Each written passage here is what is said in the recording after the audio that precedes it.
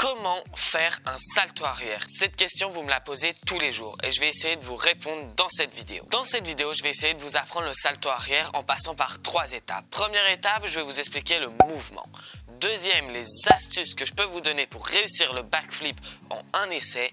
Et troisième étape, ce qu'il faut à tout prix éviter pour ne pas se faire mal et pour pas rater le salto arrière. En plus, il y aura une quatrième étape bonus où je vais vous montrer des enchaînements à faire avec le salto arrière qui sont hyper faciles. J'ai déjà fait un tuto salto arrière il y a déjà 1 an et demi, mais c'était vraiment un tuto très court où j'expliquais pas grand chose. Je venais d'apprendre le salto arrière et je voulais tout de suite faire des vidéos. Du coup, aujourd'hui, je vais essayer de refaire ce tuto en vous expliquant un maximum de trucs, le plus condensé possible pour que vous puissiez apprendre le salto arrière hyper rapidement. Très important, il faut regarder la vidéo du début à la fin pour être sûr de tout comprendre, vu que si vous regardez que le mouvement, mais que vous ne regardez pas les choses à éviter, vous allez sûrement rater quelques étapes. C'est pour ça qu'il faut rester du début à la fin de la vidéo pour être sûr de tout bien comprendre. Allez, c'est parti avec la première étape. Le salto arrière est la figure la plus facile à faire sur un trampoline. Il faut par contre vaincre sa peur. Pour pouvoir vaincre sa peur sur un salto arrière, il y a 2 astuces. La première, c'est tout simplement de partir sur le côté et de petit à petit apprendre le flip arrière. Et la deuxième, c'est la façon un petit peu plus bourrine où on fait parfaitement le mouvement et on le lance d'un coup. Dans cette vidéo, je vais vous apprendre les 2 façons. Ensuite, ce sera à vous de choisir ce que vous pensez être le mieux pour réussir le salto arrière. Pour pouvoir partir sur le côté en salto arrière, il y a plusieurs étapes à faire. La première, c'est tout simplement de poser la main derrière vous avec les jambes un petit peu écartées. Posez la main un petit peu derrière, être dans cette position et lancer vos jambes vers l'arrière et aussi cette main-là. Il faut essayer de toucher la toile avec cette main et de ramener les jambes en arrière pour commencer à faire une galipette arrière, comme ceci.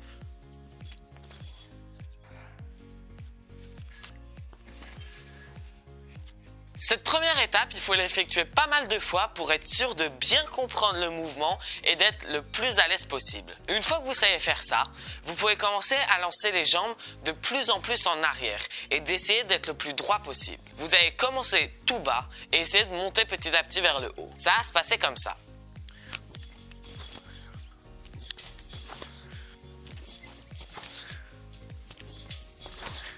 Une fois que vous réussissez à faire cette étape, vous pouvez faire le flip arrière. En gros, ça.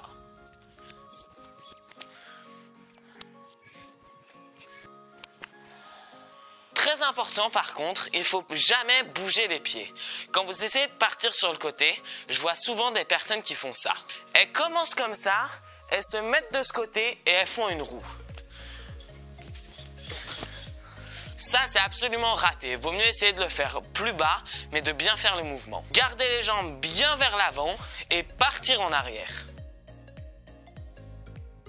Une fois que vous savez faire le flip arrière, vous avez passé votre peur de vous jeter en arrière. Et du coup, vous pouvez petit à petit essayer de monter le plus vers le haut pour ne pas avoir besoin de toucher avec les mains. Au début, ça ressemblera à ça. Et petit à petit, vous allez aller de plus en plus haut en vous rendant compte que ça fait pas du tout peur et qu'il faut juste comprendre le mouvement. Et à la fin, vous allez réussir à faire un salto arrière parfait.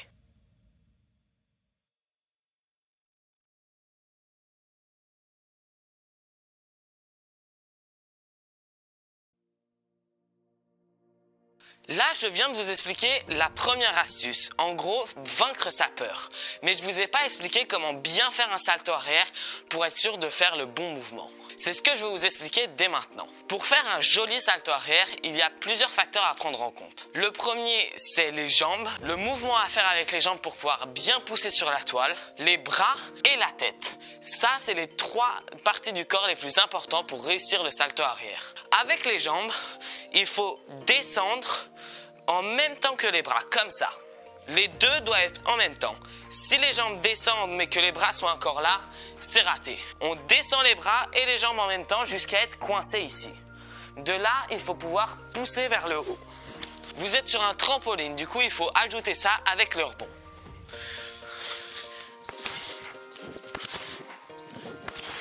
Les bras ensuite, vous l'avez vu, vous avez les bras vers l'arrière. Une fois qu'il faut remonter, il faut pousser vers le haut et lancer tellement fort que les bras se bloquent. Vous allez voir, si vous les lancez au max, normalement ça va vous faire atterrir sur le dos. Là, pour pas se faire mal à la tête, il faut la rentrer ici et courber le dos pour pas se faire mal. Ça, c'est le bon mouvement à faire avec les bras. Il faut qu'ils se bloquent et que ça vous donne une impulsion en arrière. Une fois que ça c'est fait, la tête doit toujours rester droite et regarder vers le ciel pour être sûr de monter vers le haut. Et à partir de là, les jambes vont commencer à revenir vers vous. Il faut les attraper et grouper de cette façon, comme ça. J'ai l'air un peu con en train de le faire, mais c'est le meilleur moyen de l'apprendre. Ne jamais grouper avec les jambes serrées, tout simplement parce que si vous atterrissez pas debout, vous pouvez vous prendre les genoux sur les dents. Et ça fait très mal. Du coup, on écarte bien les jambes pour que la tête ne puisse rien se prendre. Et là, vous serez en sécurité. Il faut monter le plus vers le haut, grouper, et ensuite vous allez voir, l'atterrissage se fait tout seul. C'est parti, un petit exemple au ralenti.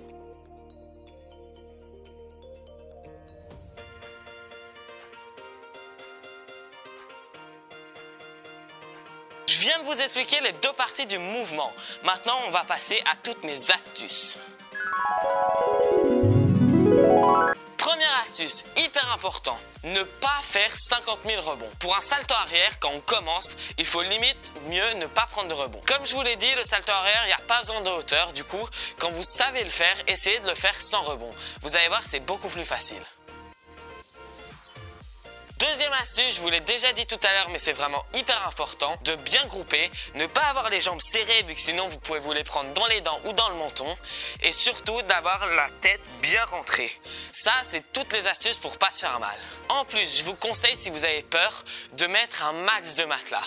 Les matelas, c'est vraiment le truc qui vous met en sécurité et qui vont enlever toute la peur que vous avez emmagasinée. Sur un matelas, on peut absolument pas se faire mal, surtout si avant vous vous êtes échauffé. Ça, c'est hyper important. Pour faire le salto arrière, il va surtout falloir échauffer la tête et la colonne vertébrale. C'est vraiment hyper important. Ça va minimiser tous les risques de blessures. Dernière astuce assez importante, vous pouvez demander à des amis de vous encourager, de se mettre sur le côté et vous faire une parade pour voir si vous pouvez le faire sans personne. Je viens de vous donner toutes les astuces les plus importantes que je connais. Maintenant, je vais vous montrer tout ce qu'il faut éviter pendant qu'on fait un salto arrière.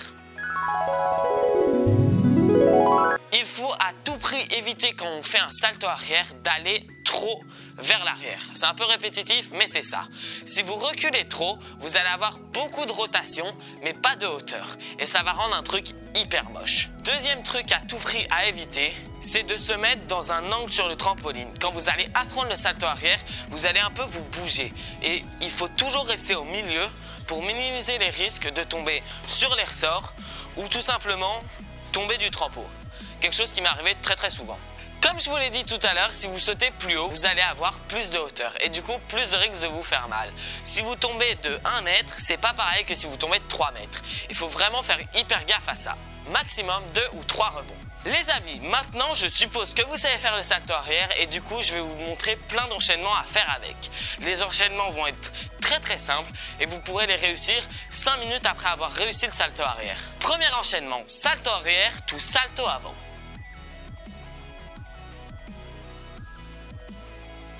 Il est très simple et il suffit d'atterrir bien droit et d'enchaîner avec le salto avant. Deuxième enchaînement, salto arrière to salto arrière. Celui-là un petit peu plus compliqué mais très stylé. C'est un petit peu plus compliqué vu qu'il faut atterrir parfaitement droit avec les bras déjà prêts pour envoyer le deuxième salto arrière. Sur ma chaîne, j'ai fait un challenge où j'ai essayé d'en enchaîner le plus possible. Je vous la mets dans le petit là-haut si ça vous intéresse. Troisième enchaînement. Ça, c'est encore un peu plus compliqué, c'est backflip to kaboom. En gros, après le salto arrière, il faut rester groupé pour atterrir sur le dos et enchaîner avec un kaboom.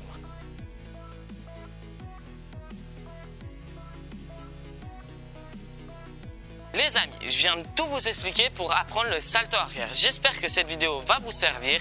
Si c'est le cas, vous pouvez laisser un like, c'est hyper important pour me soutenir. Vous pouvez aussi vous abonner en cliquant sur le bouton juste en dessous de la vidéo. Ça va vous permettre d'être au courant à chaque fois que je sors un nouveau tuto ou une nouvelle vidéo en général. Me dire dans les commentaires si vous avez des conseils. De toute façon, je réponds vraiment à tout le monde. Même si vous avez envie que je fasse d'autres tutos, vous pouvez me le dire, je vais le faire tout de suite. À présent que ça c'est dit, vous pouvez aller regarder cette vidéo pour voir un autre tuto. Et celle-ci, c'est la dernière vidéo qui est sortie. Et moi, je vous dis à plus. Bye.